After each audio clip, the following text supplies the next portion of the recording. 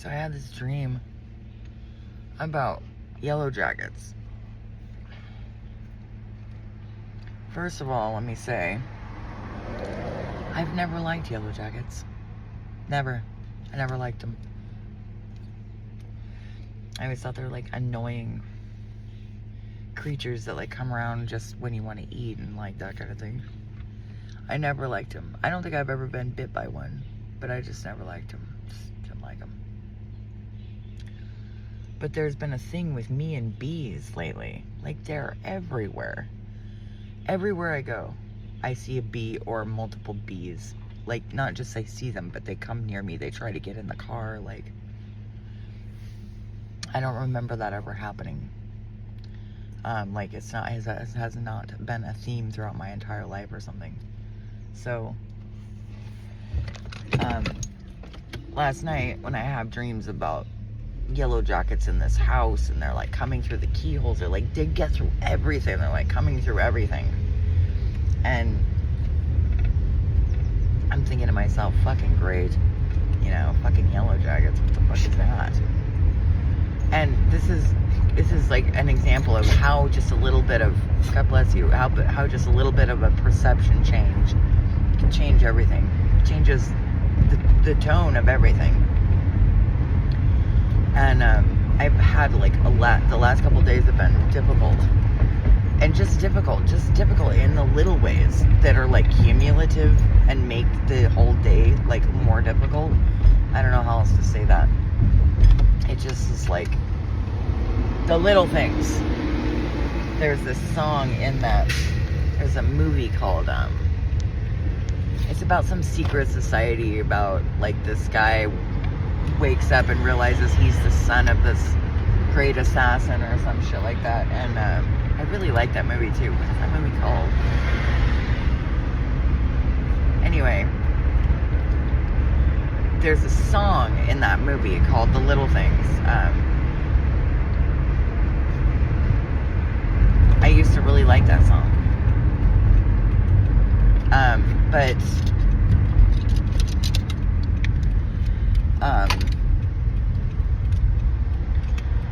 And I like that movie. What is that movie called? Anyway, it's got Angelina in it and I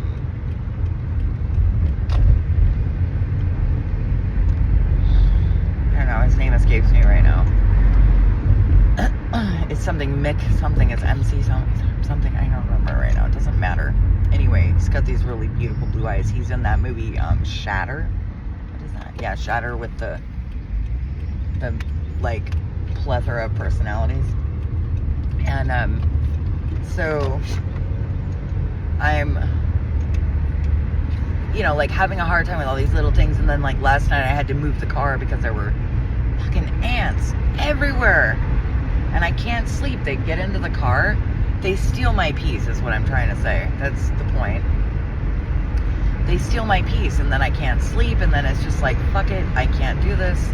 I can't do anything without my peace of mind is what that's about. And so I was so annoyed with that because I had already completely settled in for the night and I was getting ready to go to sleep. And then I see them and I probably would have been fine if I had not moved.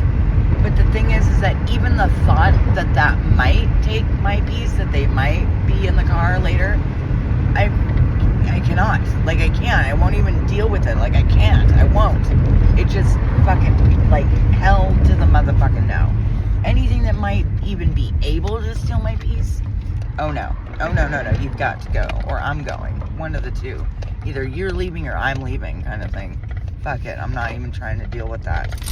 And I know that about myself. Like, my peace of mind is so important to me that if Bella, and I love my dog, you all know that I do. If my dog stole my peace of mind, I would be like, sorry, honey, you gotta go. Like, you gotta go. Like, I can't, you know. I mean, I'd have to work it out with her, of course, but that's how important my peace of mind is. Like, that's how central to everything my peace of mind is.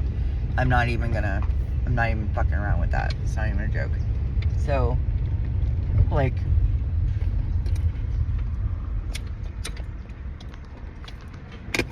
So I left where we were, and I was mad. I was totally angry.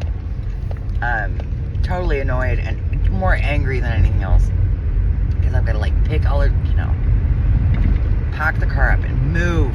But, like, I know why I'm doing it. But anyway,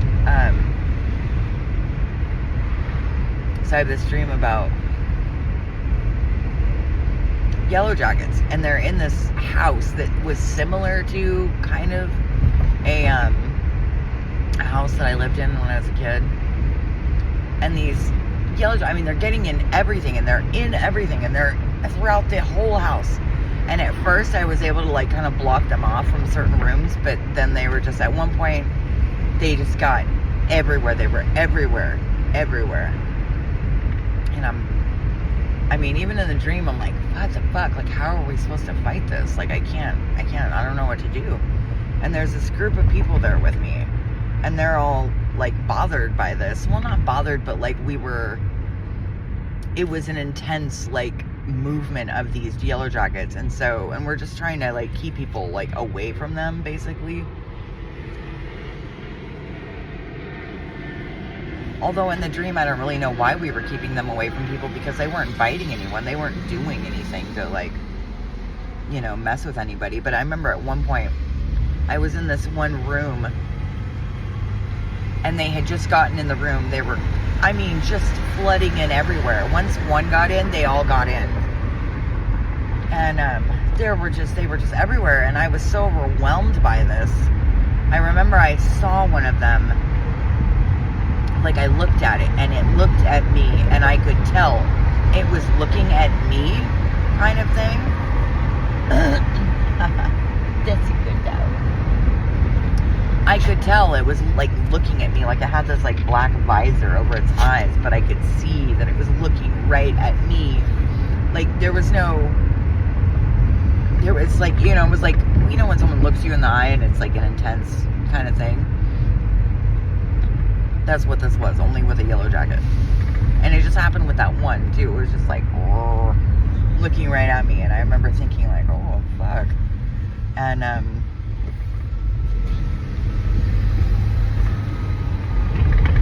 don't know, I'm probably not going to upload this video. But,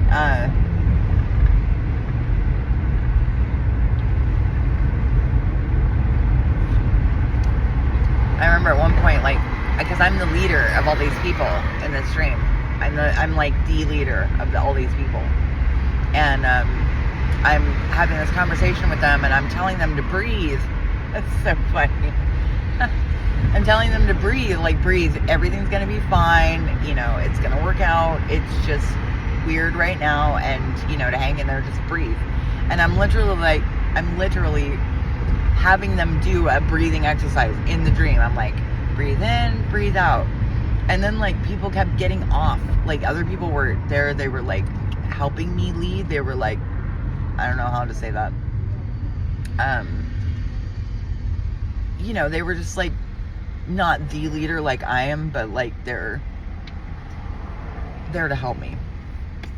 There to help facilitate it. And,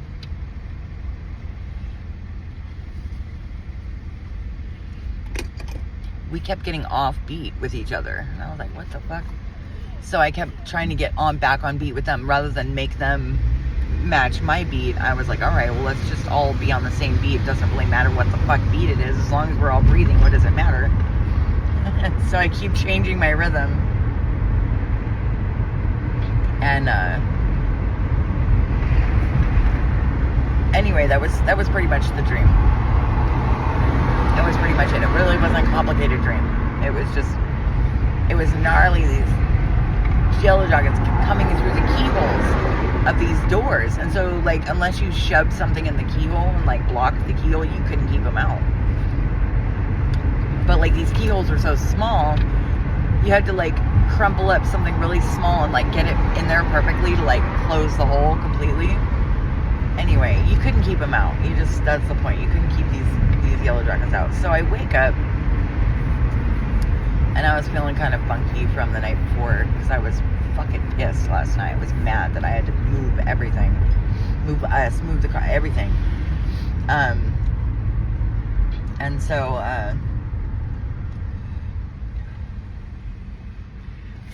I go to, and I'm like thinking about this dream, and I'm like, this is annoying, because in this reality, Yellow Jackets have never really been anything but a nuisance to me. Not really. I never really thought about it much. They always just kind of bothered me. And then yesterday I was cooking for Bella. I was making her sweet potatoes and chicken, and mixing in some chicken bone broth I had made for her. And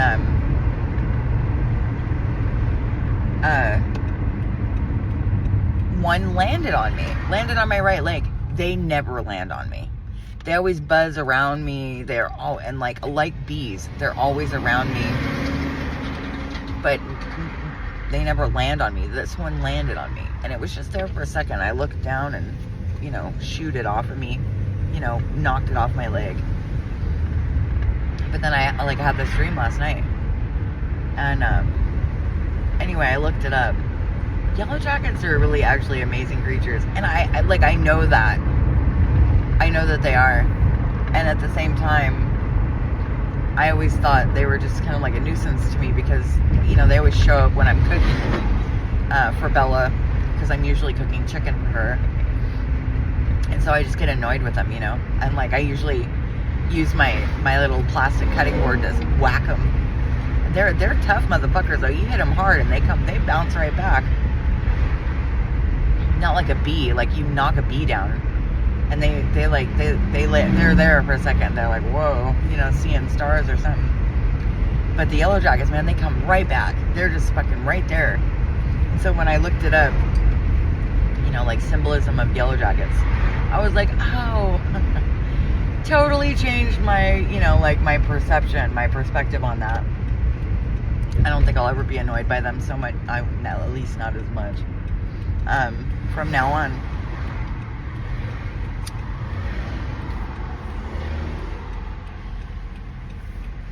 God is good with the symbolism stuff.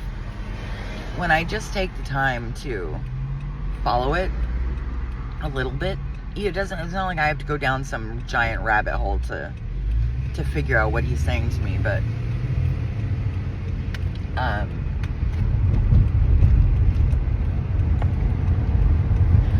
and then like just this morning, like all of the symbolism going on is everywhere. Trippy.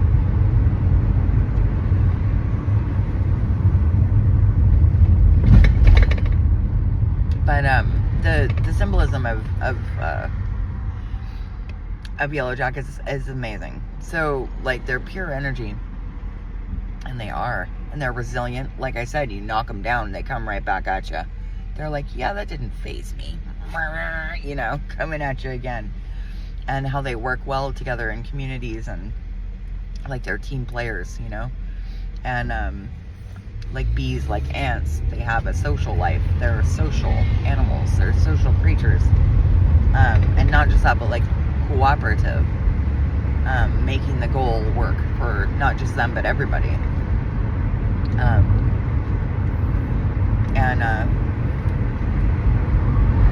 Anyway, I don't think I'll ever look at Yellow Jackets quite the same after that, after the dream, and then one, like specifically one landed on my right leg, like just above my knee last night, or yesterday afternoon, I guess. And then I have this dream about Yellow Jackets. I don't think I've ever had one land on me like that. I've had them like buzzing around, they have those kind of like, they have a different kind of pattern in their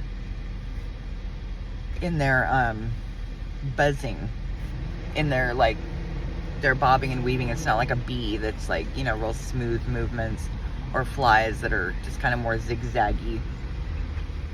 But like the movement of them, like they have this kind of, I don't know how to say it, like a what do they call this? A yo-yo kind of, like they go up and down, like side to side, like they have more of a pendulum kind of movement. Anyway, it was a cool dream, especially when that one like looked right at me. It was like looking into like a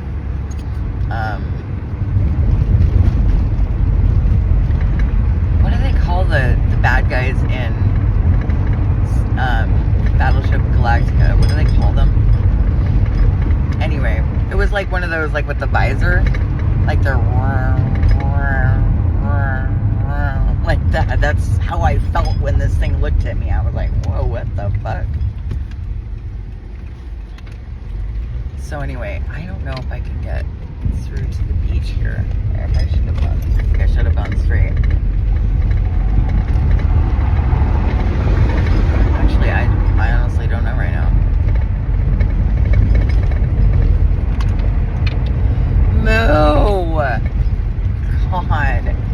She's been extra bouncy bunny in the bouncy bunny dog in the car lately. It kind of annoys me sometimes. Yeah, I should have gone back the other way. That's right. This is... Oh my goodness. Oh, right? I love you so much. I totally second that groan that you just let out. Anyway, I stand by the idea that a little bit of alteration in our perception of things changes everything. I mean, it doesn't even take much. You don't need much to change everything. And like that you know, that dream, I was kind of like, because of my bias against, you know, these no, which way? Will you lead me out of here, please? Where am I even going? I think I'm on the right road now, yes. Ooh, tope. I mean, the topes in the United States are not anything like the ones in Mexico, but like,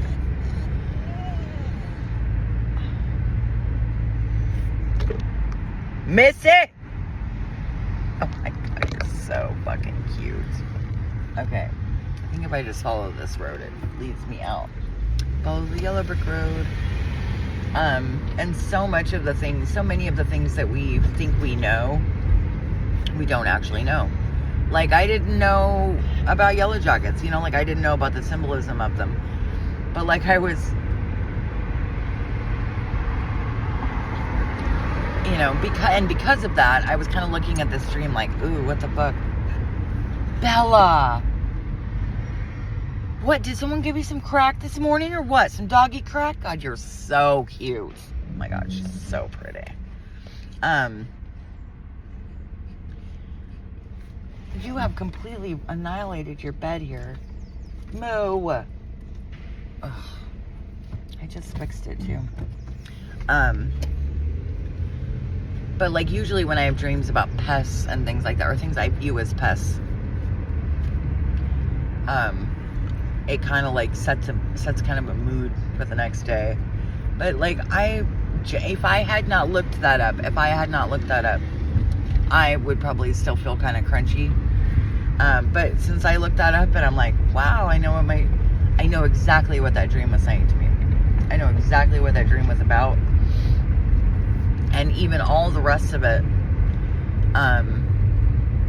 makes sense now that I'm looking at it from a higher perspective. The numbers on everything I've seen this morning, like there's a lot. And so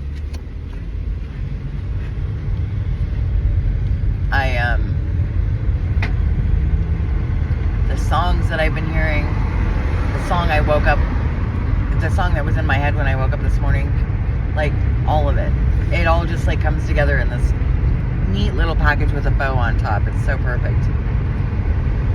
Like I couldn't make this stuff up.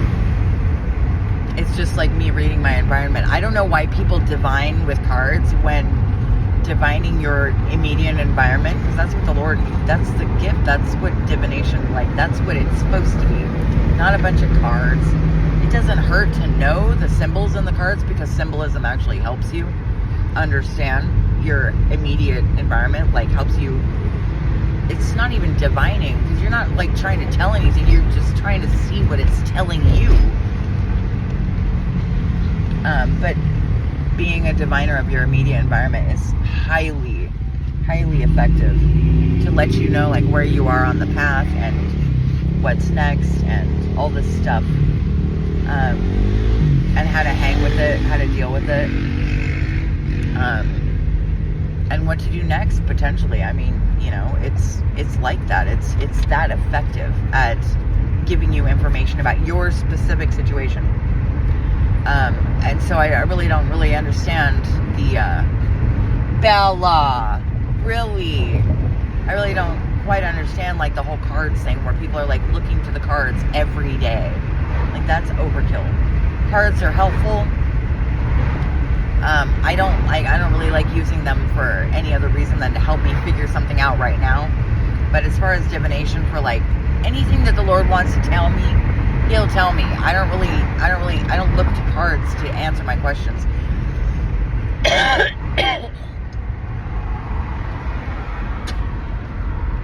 It's when we get in trouble with divination, and I stand by this, what I'm saying, because I've been through the whole divination thing. When we go looking for information that we were not invited to come and find, and you'll know, like the Lord will let you know, especially about future events. People are constantly using cards for future events. That's not how it works. It's not meant to work that way. The Lord doesn't want us looking at that. If He did, divination would all be correct, and it's not. It's horribly flawed, especially about future events. Now, if the Lord brings something into your immediate environment that you're meant to see it, and the only thing that could really explain it to you are cards, because there are those instances. There are. But when you're looking, like overlooking, like when you're looking every day, or when you're looking even once a week, and when you're relying on the cards over the Father to teach you things, to show you things, the Father, Mother.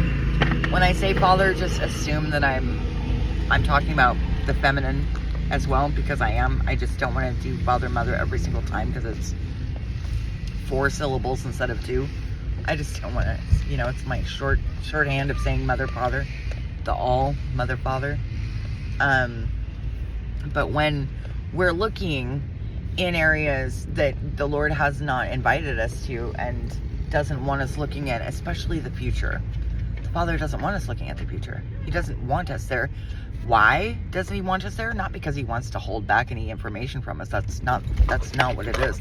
Because He wants us now. He wants us in the eternal now, because the eternal now is where He is. He's not in the future. He's not in the past, so to speak. We are not meant to dwell there. We live in the now, constantly, like the eternal now. This is a really nice parking spot. I'm taking it. Yeah, baby. Basically, it's a really nice parking spot because it has shade. That's how I determine a really nice parking spot.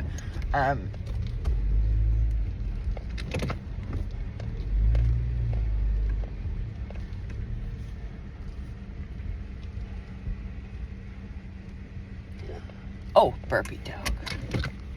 So, like, that's the problem with divination. That's the thing I don't think, a lot of people don't talk about it. They don't talk about the difference. Stop. And because in the Bible it says, you know, thou shalt not suffer a witch to live.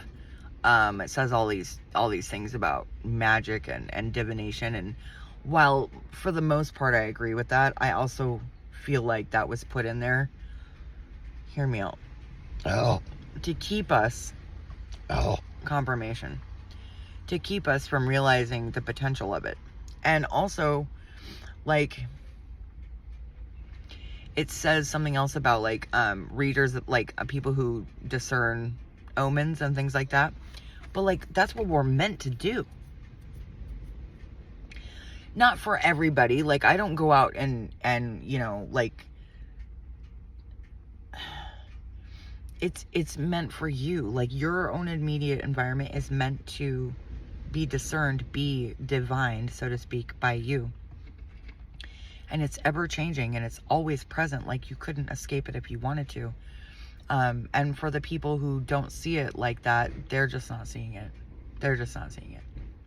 A lot of people are looking for great big booming voices from heaven, and which is basically the sky, and for, you know, some like thunder and lightning. I mean, that's not how God speaks. God is quiet. God is in the little things. God is like in the wet wipes, like the bluna. It says bluna means bluebird's feather, which gives infinite dreams and hope to people. Like, and I just particularly like that brand, you know. I just like the wet wipes. I hadn't even looked at what it actually meant on the package. I think I was buying those for like a year before I actually looked at what they meant, like that it actually has a meaning on it. And like all these different things, you're meant to discern and, for lack of a better word, divine your immediate area, your immediate environment all the time. That's how it works. This is how God set it up. So when the Bible says don't divine, like, you know, divining is bad, and it's typically seen as an act of rebellion. And typically people use tools like cards and rune stones or whatever it is they're using. And they put a middleman between them and God, is what it is. You don't need that middleman. You don't need that middleman. And like also the other thing I said about divining the future, like we're not supposed to look at the future, not because it's necessarily bad for us, like to know future events, but look, if the Lord wants you to know those future events, he'll tell you. He'll tell you exactly what's coming. And the other thing is, it's not good for us to dwell in the future or in the past. We're supposed to live in the eternal now. That's part of the reason divination is seen as so bad. It's not good for you. And also the other thing about divination, I mean, I genuinely suggest everybody just stay away from it. It's just, but once the Lord unveils to you why divination is actually bad, you're like, oh, I get it. Like, that makes sense. Why? It's not actually the reasons that people think. It's not actually for that. It's different kind of reasons, but all the same, it's all for our good. But understanding your immediate environment, I mean, how could you not divine that? How could you not discern your immediate environment? It's it's essential that we're able to do that. And symbolism is the way to do it. Different symbols, different things I see, even singular words, like, you know, just one word, it means something. So like, you know, it's when we're looking at cards, we're not paying attention to our immediate environment. We're missing the things that everything around us has all the information that you could need, really. So taking attention, taking your perception off of that is why you're usually not understanding what's going on around you. Anyway, I have to go pee, so I'm gonna leave you here and go do that. But I hope this video finds you blessed. Love, blessings, and compassion to everyone. Take care of yourselves. Take care of one another. Peace be with you.